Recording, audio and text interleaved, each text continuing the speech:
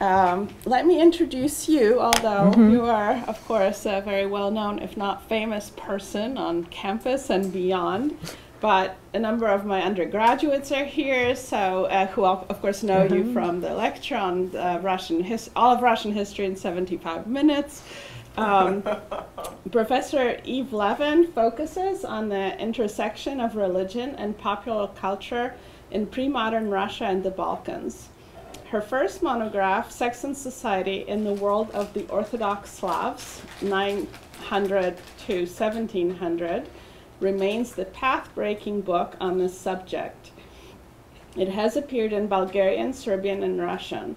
Subsequent publications, including many articles and a Russian language monograph, Dvoeverie и народная religiia в istorii Rossii, address beliefs and practices of Russian Orthodox men and women, examining prayers, veneration of saints, and spiritual healing.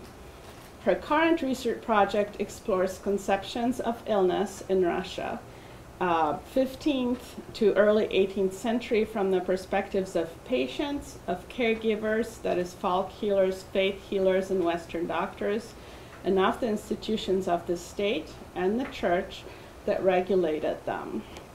And this is just a very small snippet of your research and work. So welcome today, and we're all ears. Yes. Well, today I'm actually not going to bore you with a research presentation, but actually talk to you about something which I hope is going to be of more interest, drawing upon my expertise as editor of the Russian Review. If you don't know the Russian Review yet, you will someday. It is, well, maybe we should take the camera off here. It is the leading journal of Russian studies in the world. And I understand that there would be some other people who might try to say something else, which is why maybe we shouldn't have it on camera. But I don't mean in any way to disparage Slavic Review, which is an excellent publication, or all the other publications that do this as well. But we're the best. At least we are the one that has appeared exactly on schedule, or sometimes ahead of schedule, since 1990. I've been associated with the Russian Review since 1988, and I've been the editor since November 1996. So I've been in this job a very long time, and for that reason I have a certain measure of expertise about how you take your original work and turn it into a publishable article. So that's what I'm going to be talking about today. So, maybe, I don't know, can you see this, or do we need the lights low? Yeah. Does that help? Yeah. Yeah. Okay. So, you got an A on your paper. An A+, you see. This is really good. The professor has written some very favorable comments on there saying, great ideas. You really understand this material. You have done a fabulous job of research. Your argument is sparkling. It's wonderful. You should do something with this. What do? It puts a smile on your face. And then you think, what am I going to do with this? I've got original ideas, according to my professor. The paper's well written. It's polished. I went through so many drafts to do this paper. I did a lot of research. I know what I'll do. I'm going to publish it. If you're a graduate student, you're probably already thinking about publications, because you probably have already heard the scuttlebutt that if you want to get a faculty type position, you need to have an academic record, not only of performance as a student, but also participation in the profession. And one of the best ways to participate in the profession is to publish an article. So you're thinking, I want to publish an article. Unfortunately, from the point of view of the editors of journals, you're wanting to publish an article because you want to position yourself well on the job market is not a good reason for the editor to accept your article for publication. So you're going to have to produce an article that the editor wants to publish. And how do you do this? The first thing is, if your article is not research-based, if instead it's synthesizing research of other scholars. Maybe you don't have an article that's appropriate to publish in a research-based journal such as the Russian Review. There could be places to publish it. For example, if you are talking about something which has a connection with current events, you can publish an op-ed in a newspaper or a magazine. It gets you a lot more readers than you'll ever get publishing in an academic journal. Your mother will be able to read it and like it. You know, if you publish in an academic journal, she may frame the article, she may brag to her friends about it, but she probably won't read it. Or she might say, I'm sure it's good, but I really didn't understand it. An op-ed people will understand. So there are other possibilities if your paper is not research-based. Don't just put it into a drawer and forget about it. You may have something to say that's important for other audiences. But let's assume you've got a research-based article. So you got an A on it, and what do? You just send that A paper to the Russian Review, let's say. Please don't. Because what is an A paper may not be publishable in that form. It might not be publishable at all in an academic journal. So what should you do first? The first thing you should do is you should talk to the professor for whom you wrote that paper. Ask him or her, is this something that could be made into a publishable article? Your professor should be able to tell you that. Now, sometimes the papers you write for your courses are designed primarily as exercises to help you develop your skills. It might not be something that's publishable. So let me give you an example.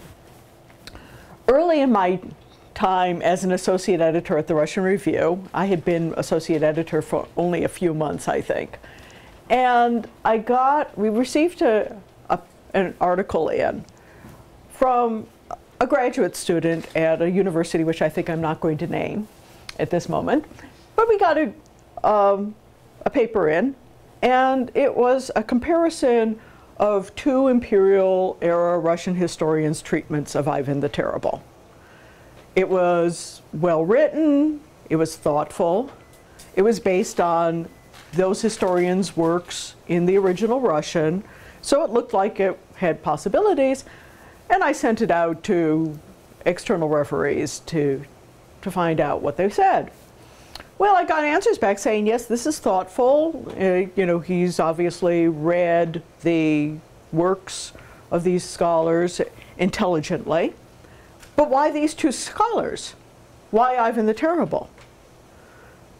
And that sort of bothered me too, so I consulted with Alan Wildman, who was then the senior editor, and I said, I've got this article, and the external evaluators say it's good, but, and he said, is this a graduate student from Columbia? And I said, well, yeah. He says, are they still giving that assignment? Sure enough, that was a typical course assignment for decades at Columbia, in which the graduate students were assigned to look at two imperial-era Russian historians looking at some event in the Russian past to compare and contrast them. So, in fact, because there was no good answer for those two historians, that particular event to compare, it really didn't turn out to be a publishable work, even though it was an A paper, and it was thoughtful, it was well done. The other issue is it 75% new material? If you're working on a dissertation, let's say, you might be wanting to publish more than one piece of it. Well, and it may be very tempting to publish two articles that are out of the same body of research. If it's as large as a dissertation, that's probably fine. But if there's too much overlap between an article you've already published and one you want to publish, then journals are not going to want it.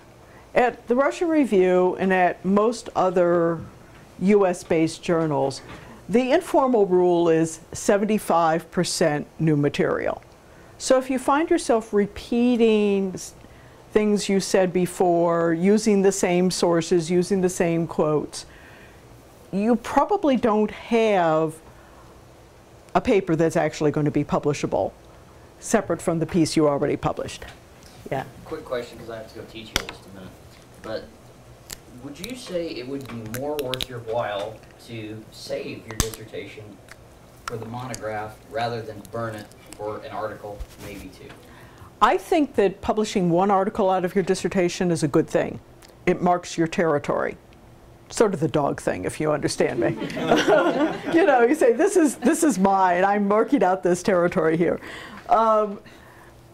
Two articles, two chapters, maybe if you have a dissertation that's 6 or 7 chapters. More than that, you're going to scare publishers away. So 1 is good, 2 is possible. More than that, unless you're planning to dump your dissertation and not publish it as a book, which is actually what I did, I would say don't publish more articles than that. Okay, then you have to choose a journal. Obviously, I'd say, choose Russian Review if your material is Russia-based in Russia in the imperialistic sense, shall we say. But what you want to do is to figure out where you want to place your article, because that's going to tell you a lot about how you frame your research. So if you choose a journal such as the Russian Review, which is defined geographically, you'd want to emphasize its connection to the various peoples of Russia somehow. If you choose a journal that's based in a discipline, let's say history or comparative literature, you're going to want to frame your article with that audience in mind.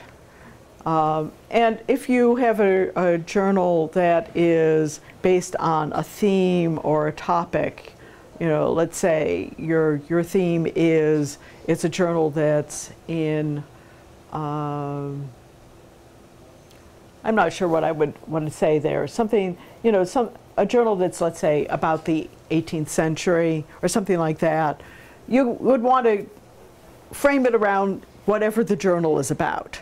Now, this does mean that if you have to you end up sending this article to different sorts of journals, you may have to recast it before you actually send it out again.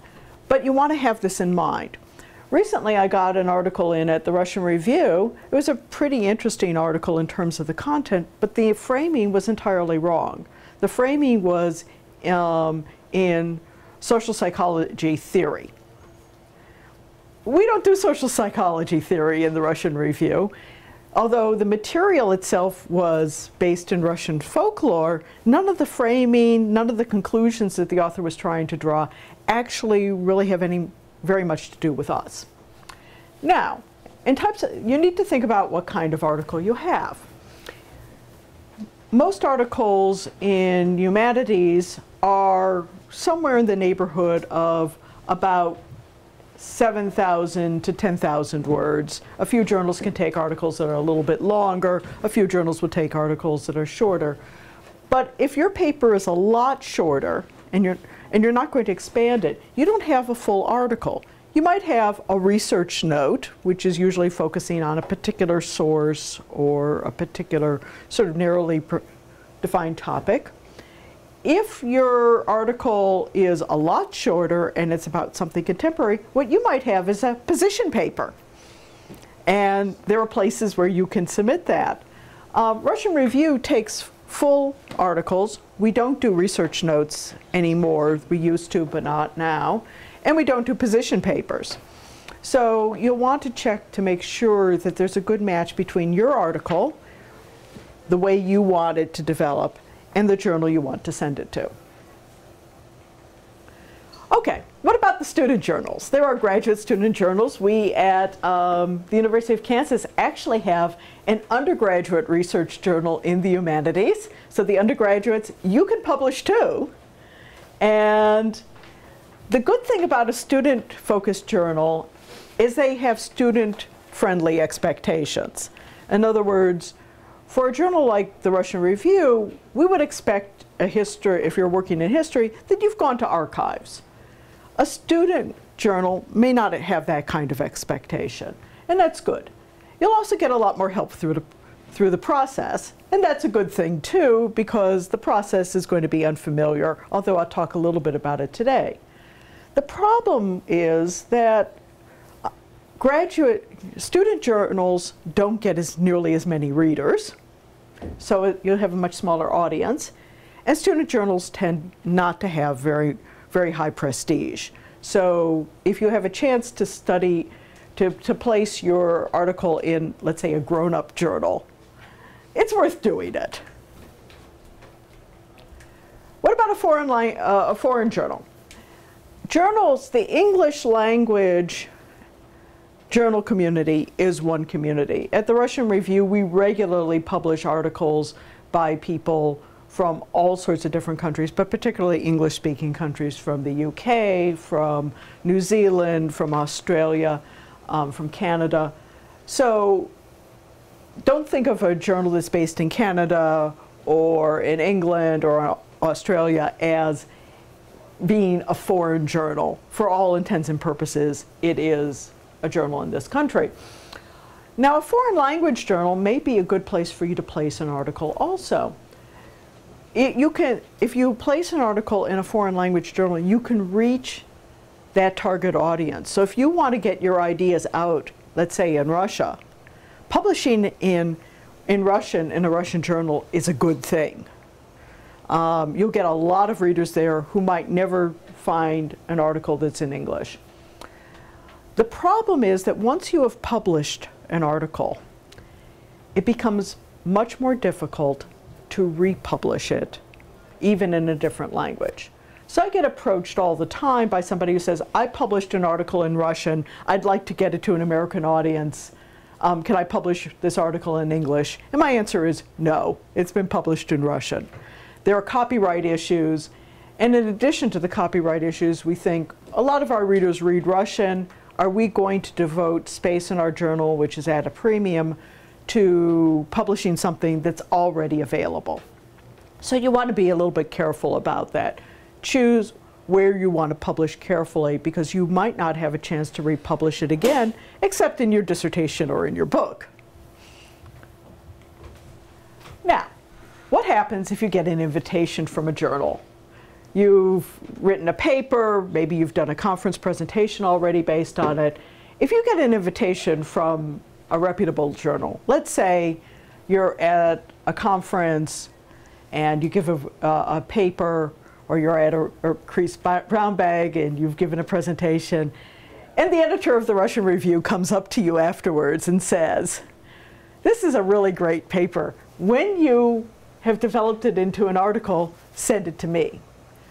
What you should do is put a smile on your face and say, thank you, I will.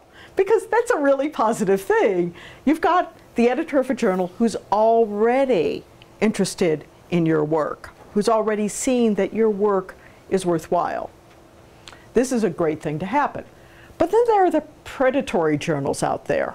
You're on the program for a conference, or your name is on the list of creased Brownbags, and you'll get an email from a journal that sounds like the Russian Review, but it isn't. There's actually another journal called Russian Review out there that's a fake one based in Russia. But it says it's like Russian Asian Review or something like that. It's not the name of a real journal, it's just very similar. And they invite you to submit your article. And it puts a smile on your face. They've heard of you. They like your work. And you send them their article. And it doesn't take very long, and they send back saying your article is accepted for publication. By the way, it will cost you $900 to publish with us. You say, what? This is a predatory journal. There are journals that exist only for the purposes of making money for the publisher and for the members of their editorial board. If you're in the humanities or the social sciences and they are trying to ask you to pay to publish your article, run the other direction. They are not a legitimate source. If you don't know whether a journal is an established one or a predatory one, go talk to our librarians. They know. Okay, so now to the nuts and bolts. How do you take that A course paper and turn it into a published article? First, let's start with the ideas, because if a paper has original ideas, that's what's going to motivate the publication. So, if your paper has ideas that are new to you, you may get an A on the paper for it because your professors are going to see that you've put in a lot of work, that you are thinking in original and cogent ways. But in order to get something published, the ideas have to be not only new to you, but new to the academic world, new to experts. You can, as a student, come up with ideas like that. In fact, as graduate students, you probably already are coming up with ideas like that, or you wouldn't be in your graduate programs. So, yes, you probably do, but you want to make sure that that's the case. Also, in a paper that you've written in the course of a semester, you may have these ideas. You're throwing them out there, but you haven't fully developed them. You haven't really fully substantiated them. That's what happens when you're trying to do a paper in a 15-week semester.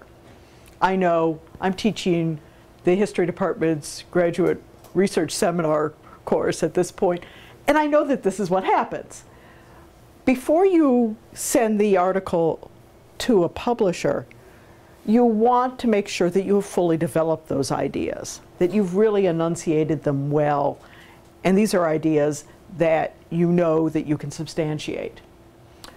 You want, in a paper, you may have limited substantiation, limited evidence that you're able to bring forth, because you only had 15 weeks to, like, do this thing from the beginning all the way to the end.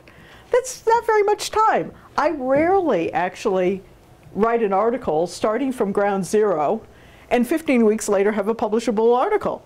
I don't know, maybe Norman can do this because Norman is more senior and more adept than I am.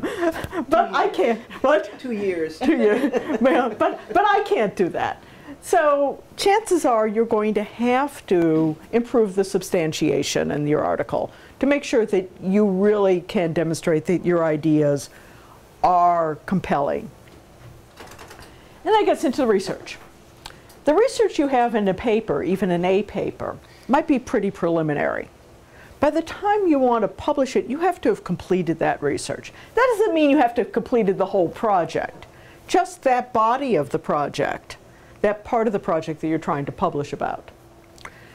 For your paper, you're probably restricting yourself to materials that you can gather from here in Lawrence, Kansas. We have a very fine library. We have wonderful librarians. You can get a lot of material right from here. But there may very well be material that you can't get from here. For your professor saying, this is what I could find here, that's going to still get you your A.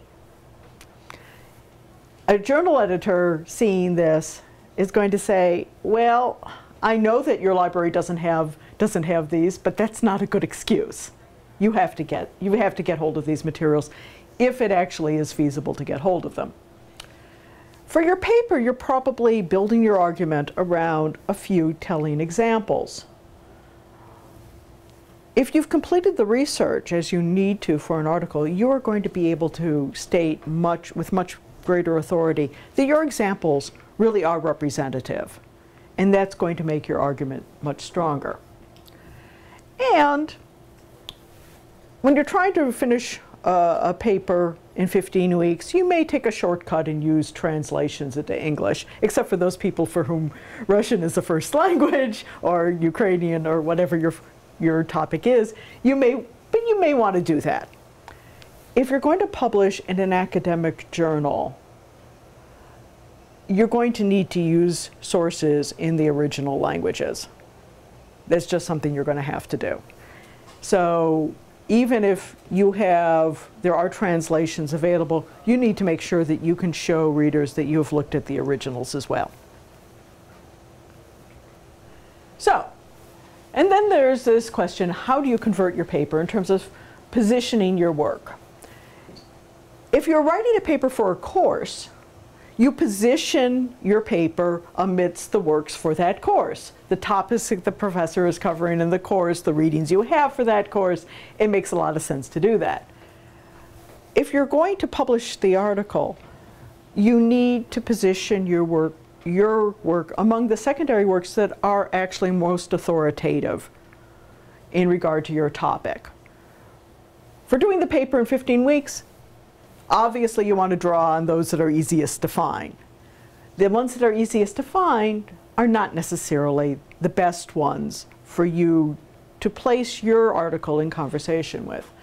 You want to choose the publications, not everything out there, but the ones that are closest in topic, to make sure that readers know that you know these works and that you have something to contribute more than is already there. And what are you affirming what other authors have said with more material? Are you refining what they said? Are you augmenting what they said? Are you refuting what they said? You want to position yourself in your article in that scholarly conversation. You want to make sure that you are up to date in terms of the secondary literature. Citing the newest work that's appeared related to your topics may be a good thing as well. If there's a work that everybody seems to cite, you want to cite it too. You don't want readers to think, oh, this person hasn't even read the most basic important works in the subject.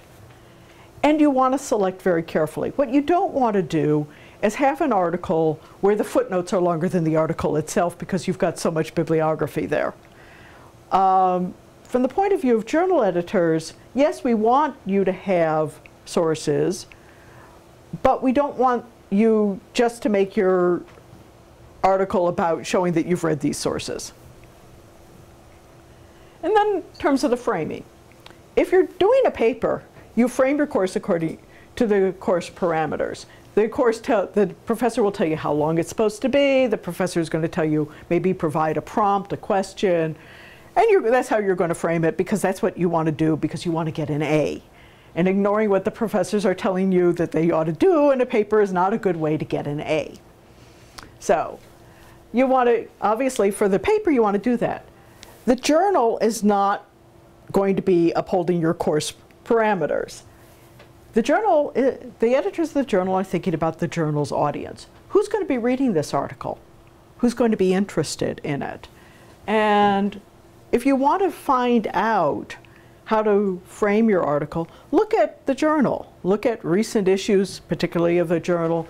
Read some of the articles there and see how those authors have presented their ideas, presented their research. This is what you want to emulate. Some journals really expect you to do a lot of comparative work. See if in this journal, a lot of the work is comparative. Some journals really expect you to engage with theoretical works. Some journals don't. Make sure you know that so you know how to frame your article. And then there's the matter of illustrations. When you do your paper, if you need visuals in your paper, you just go on to Google Images and you click on them and you paste them, right? You can't do that for a journal, because journals have to make sure that everything they cover, they have copyright permission for. When you publish your article with a journal, you will sign a copyright agreement for the text. But if you use pictures, then the journal is going to expect you to obtain those copyright permissions. And anybody who's done that knows that this can sometimes be a nightmare, trying to track down who owns the copyright to it, contact them, get them to give you permission without charging you several $100s for it. And you want to make sure that you can do it. For those people who are in the Russian field, there is sort of an easy dodge. Until, I think it was 1973, the Soviet Union was not part of the International Copyright Agreement. So anything published before 1973, you would be able to take and use. And we at the Russian Review, we put photographs, so we put illustrations on the cover of every issue. Sometimes our authors have gotten permission and provided it, but sometimes we just borrow something from an old book. So this is good. The problem is sometimes the illustrations that appear in Soviet-era books are not very good quality, and in order to publish it, you really have to have a reasonable quality photograph to work from. Now, you might want to have a color. Let me tell you something. For an online publication, it's very easy to do color. It's not expensive, it doesn't cost anything extra. To print color photographs in a journal is extraordinarily expensive. At the Russian Review, if authors want to have color photographs, they have to come up with money, and it's about $1,000 to pay for printing in color. So keep that in mind if you need to have something with color. The other thing I can say about illustrations is they take up a lot of space. Journals want to publish illustrations. They want to publish articles that engage with visual material. But because these illustrations take up space, they're going to want you to keep the illustrations to the minimum you need in order to make the points you are making in your article. And then in terms of format. Now, most professors will tell you exactly what format they want. They're going to want Chicago Manual, they're going to want APA, they may, well, MLA, they'll tell you exactly what they want. And if you are a good student who wants to get an A on a paper, you will follow their instructions. The same things hold true with journals. They have their formats. And if you want to publish an article with them, you would do well to follow their formats. Now, I'm going to see if I can click on this, and this will actually take you.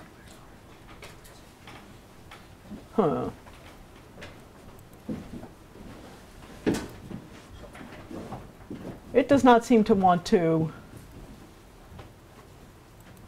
Well, what I was going to do is take you to the page on the Russian Review website that tells you, there's a note to contributors. Every journal has this. It's usually on their website. It's often in a published issue of the journal as well. Check out what their formatting requirements are. Follow them. Don't send me, we use Chicago Manual. Don't send me an article that's MLA. It's just going to make us annoyed. What you don't want is for the editor to open up your article and the first thing he or she says is, damn it, can't they follow instructions? Now, in terms of editing, probably you edit your papers pretty well, but if you're like most professors are like me, if there's some typos in there, or there's some grammatical things that are not quite right, some spelling errors and such, we're probably going to be more forgiving of it. You do not want the first thing an editor sees in your article to be that spelling mistake in the first line. You really don't. And you would not want the external evaluators of your article to see that, because they will see it for sure. What people think, whether it's fair or not, is if you can't master the basics of grammar and spelling, your ideas might not be worth considering. You don't want people to have to overcome that prejudice in order to accept your article. Now, for your course paper, you definitely want to submit it with your name on it because you want to get course credit for it. For a journal, you want to remove from the article itself any personal references. You want to take your name off it, take your name off the file. You want to make sure that in the text you do not refer to yourself in any way. In your acknowledgments, you don't refer to yourself or your institution in a way that's possible to identify you. Because, as we'll see in a minute, part of the journal's process for evaluating articles involves double-blind peer review. The people who are evaluating it shouldn't know who you are. So before you send the article, my suggestion is, even if you've reworked it, try it out at a presentation, a creased brown bag. That's right. A great venue. You know, or a conference. We have, you know, there are conferences in the region, there are conferences that are actually held here at KU. Try it out. And also ask your professor to look it over to make sure that it's ready to send out, because you want to present yourself in the best possible way when you send out your article. So you submit the article to the journal. Most places now use email.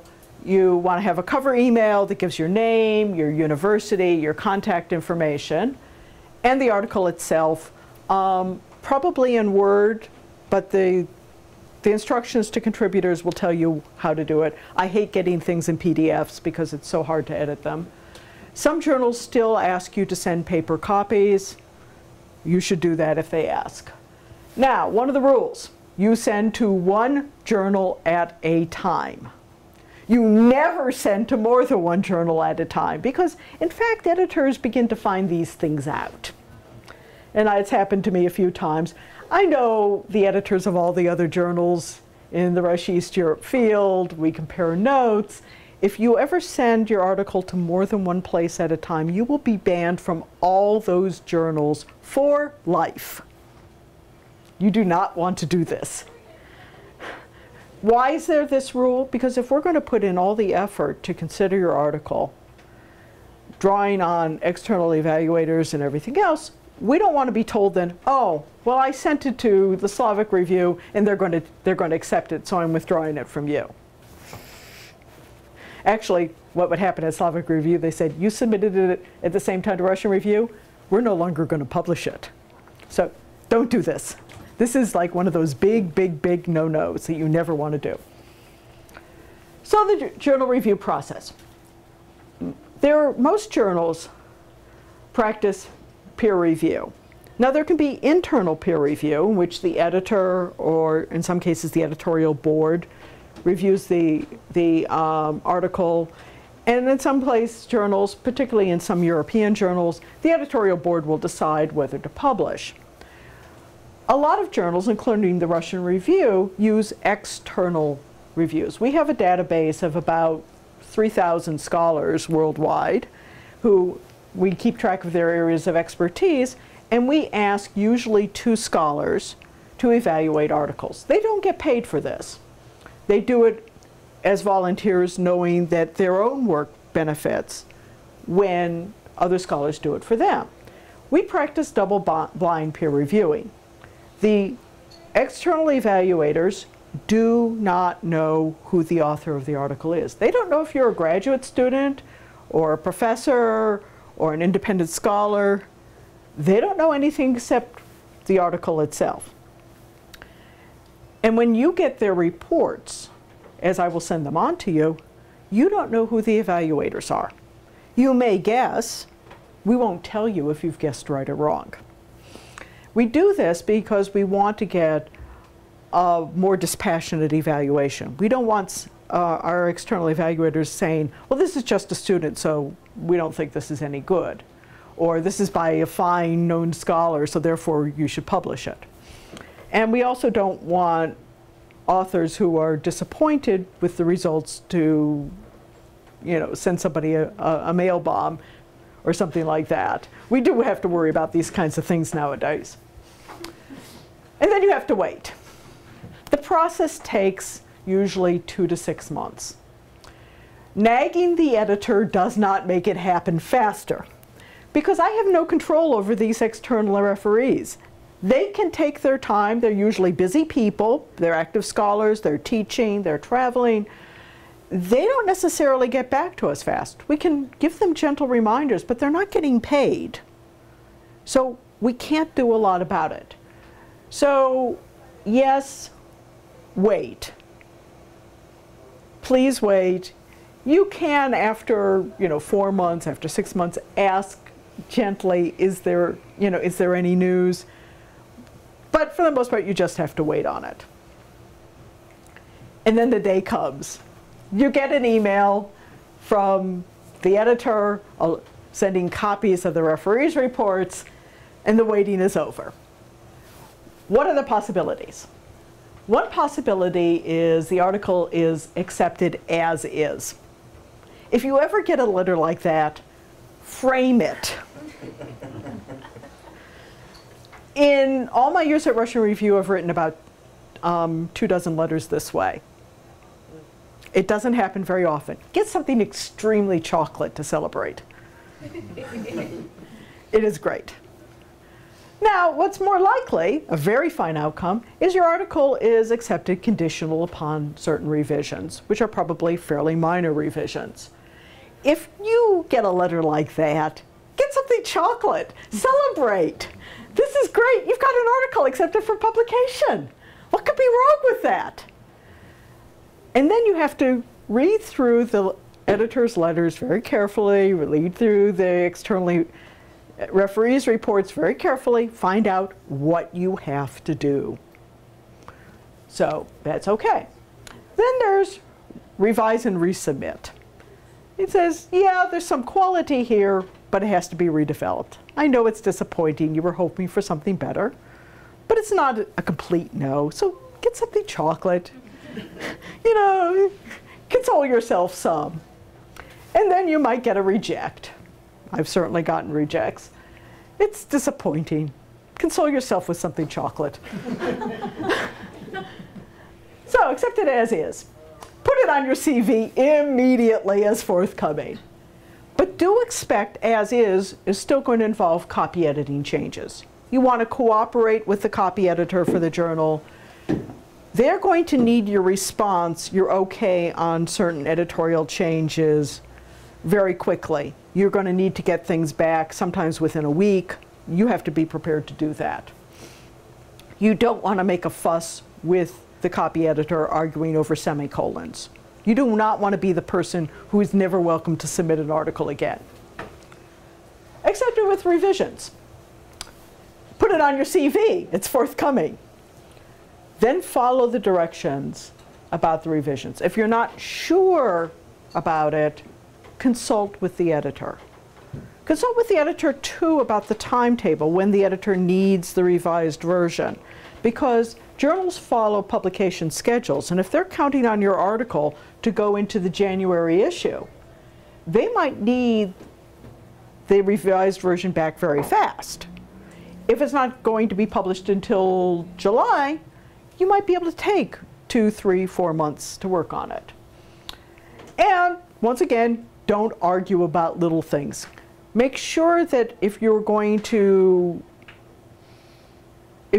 say that you can't do something, that it's not something that's small and stupid. You want to reserve those conversations for something serious. Revise and resubmit. If you have to ask yourself, can I do these revisions? If the answer is no, there may be good, legitimate reasons why you can't do the revisions. In fact, the way the editor and the referees were asking you to take the article does not really conform to your idea about what you're trying to say. That you have differences in interpretation, you want to stick with your own interpretation. That's perfectly fine. Those are legitimate excuses. You say, I can't do this. You thank the editor for the efforts, and then you're welcome to come back someday with something else. A bad excuse is, my library doesn't have this. Or, I don't know this literature that the referee B is asking me to connect with. Don't make those excuses. If you don't want to resubmit, you don't want to do this work, that's okay. You don't have to. If you can do these revisions, what you don't want to do is rush them. It is so aggravating to me to receive the same article back in a week or 2 weeks, and the author has changed 36 words and added 2 footnotes. It isn't really changed at all. It takes me an hour or more to compare an old version and a new version. And by the end of that hour, I am really aggravated. You do not want the editor to be aggravated. So don't rush these changes. Think about what needs to be done and take those recommendations seriously. And don't postpone it. sometimes at Russian Review, we've gotten back a revised article 4 years later. By that point, we've already put the file into a box in our, actually I was going to say our storage, but our storage is in my garage. And then I have to go and dig it out, and it's really aggravating because there are a lot of spiders there. So you don't want to wait 4 years. Do you want to make, so you want to make these revisions. You don't want to pretend to revise because I'll just send it back with a reject. And you don't want to challenge or threaten the editor. I have gotten, at different times, very offensive statements on the behalf of authors for whom I've given encouraging revise and resubmit letters.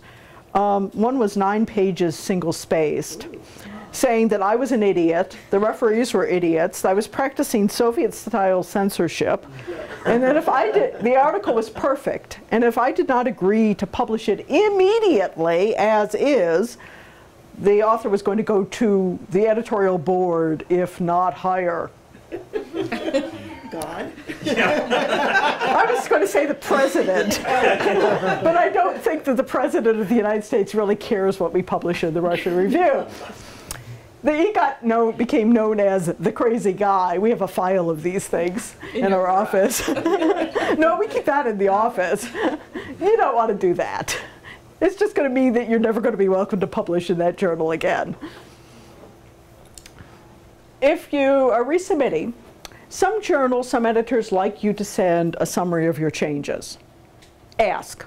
If they want it, send it. I hate those things because I want the article to stand on its own, so don't send it to me.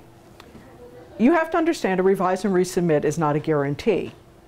We try to give good advice, but it can result in a reject, or it could result in another revise and resubmit, or it could be an acceptance, which is what you'd really like.